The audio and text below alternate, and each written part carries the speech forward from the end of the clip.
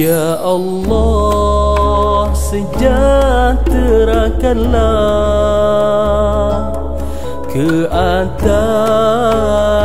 Sayyidina Muhammad dan ahli keluarga Sayyidina Muhammad dan ahli keluarga Sayyidina Muhammad, seperti mana Allah telah selamatkan ke atas Sayyidina Ibrahim dan ahli keluarga Sayyidina Ibrahim dan ahli keluarga Sayyidina Ibrahim,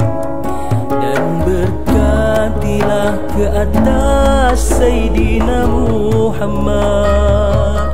dan berkatilah ke atas Sayyidina Muhammad dan ahli keluarga Sayyidina Muhammad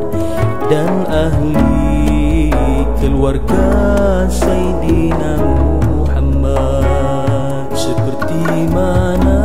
Allah telah berkati ke atas Sayyidina Ibrahim dan ahli keluarga Sayyidina Ibrahim dan ahli keluarga Sayyidina Ibrahim.